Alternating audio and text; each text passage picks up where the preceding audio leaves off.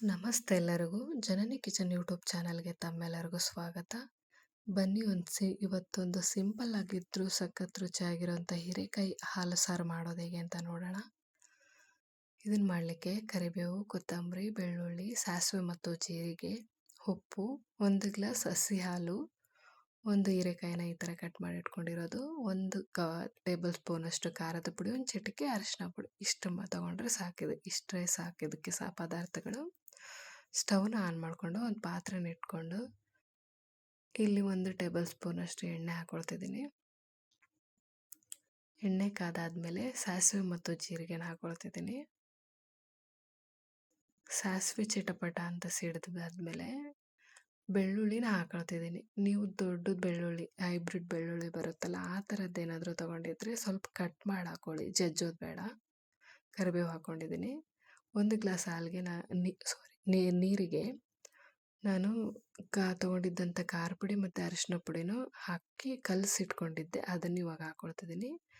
ಇದಕ್ಕೆ ಉಪ್ಪು ಹಾಕಿ ಚೆನ್ನಾಗಿ ಕುದಿಬೇಕಿದು. ಕುದ್ದಿದ ಮೇಲೆ ನಾವು ತೊಗೊಂಡಿದ್ದಂಥ ಹೀರೆಕಾಯಿನ ಹಾಕ್ಕೋಬೇಕು. ಹೀರೆಕಾಯಿ ಇದರಲ್ಲೇ ಬೇಯಬೇಕು, ಅದು ಕೂಡ ನೀರು ಬಿಡುತ್ತೆ, ಅಷ್ಟೇ ನೀರು ಸಾಕೋದಕ್ಕೆ.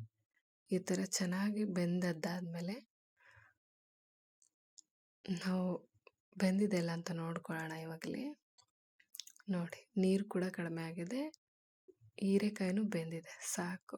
ಇವಾಗ ಇದಕ್ಕೆ ಹಾಲು 1 ಕಪ್ಪಷ್ಟು ಹಾಲು, ಇದು ಗಟ್ಟಿ ಹಾಲು ಹಾಕ್ಕೊಳ್ಳಿ, ಚೆನ್ನಾಗಿರುತ್ತೆ ಟೇಸ್ಟು.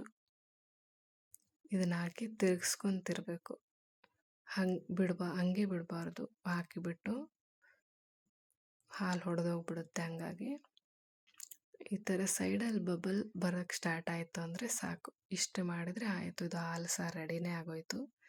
ಇದನ್ನು ಮುದ್ದೆಗೆ, ಅನ್ನಕ್ಕೆ ತುಂಬ ಚೆನ್ನಾಗಿ ಹೊಂದ್ಕೊಳ್ಳುತ್ತೆ. ನೀವು ಕೂಡ ಮಾಡಿ. ಕೊನೆಯದಾಗಿ ಕೊತ್ತಂಬರಿ ಹಾಕ್ಕೊಳ್ತಿದ್ದೀನಿ. ಇಷ್ಟು ಮಾಡಿದರೆ ಇದು ಸಾರು ರೆಡಿನೇ ಆಯಿತು. ಇಷ್ಟೇ ಸಿಂಪಲ್. ನೀವು ಕೂಡ ಟ್ರೈ ಮಾಡಿ. ನಮ್ಮ ಚಾನಲ್ನ ಸಬ್ಸ್ಕ್ರೈಬ್ ಮಾಡ್ಕೊಳ್ಳಿ, ಲೈಕ್ ಮಾಡಿ. ನಮಗೂ ಅದು ಒಂದು ಮೋಟಿವೇಶನ್ ಕೊಟ್ಟ ಹಾಗಿರುತ್ತೆ, ಅದಕ್ಕೋಸ್ಕರ.